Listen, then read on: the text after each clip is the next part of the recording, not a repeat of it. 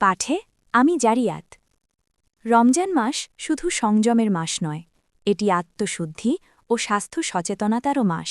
সারাদিন রোজা রাখার পর ইফতারে আমরা কি খাচ্ছি, কতটা পরিমাণে খাচ্ছি, সেই বিষয়গুলো আমাদের শরীর ও মনের উপর বড় প্রভাব ফেলে। সঠিক খাদ্যাভ্যাস আমাদের রোজাকে আরও সুন্দর ও উপকারী করে তুলতে পারে।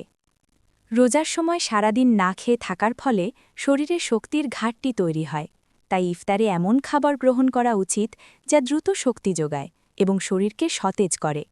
খেজুর, ফলমূল, লেবুর শরবত বা তাজা জুস শরীরকে দ্রুত গ্লুকোজ সরবরাহ করে। তবে শুধু ভাজাপোড়া খাবারের উপর নির্ভর করলে হজমের সমস্যা, গ্যাস বা অস্বস্তি দেখা দিতে পারে। তাই ইফতারের টেবিলে বিভিন্ন রঙের ফল যেমন আপেল, আঙুর, কমলা, কলা ইত্যাদি রাখা ভালো। এগুলো ভিটামিন ও মিনারেলে সমৃদ্ধ, যা রোগ প্রতিরোধ ক্ষমতা বাড়ায়। সেহরিতেও ভারসাম্যপূর্ণ খাবার গুরুত্বপূর্ণ। প্রোটিন সমৃদ্ধ খাবার, শাকসবজি ও পর্যাপ্ত পানি শরীরকে দীর্ঘ সময় সক্রিয় রাখতে সাহায্য করে। অতিরিক্ত চিনি বা তেলযুক্ত খাবার এড়িয়ে চলা উত্তম। রমজান আমাদের শেখায় সংযম, ধৈর্য এবং নিয়ন্ত্রণ।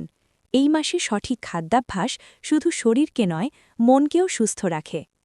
সবশেষে বলা যায়, রমজানে সুস্থ থাকতে হলে সচেতন খাদ্যাভ্যাসের বিকল্প নেই।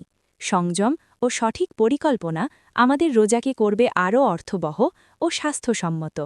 আসুন এই রমজানে আমরা ইবাদতের পাশাপাশি স্বাস্থ্য সচেতনতাকেও গুরুত্ব দিই।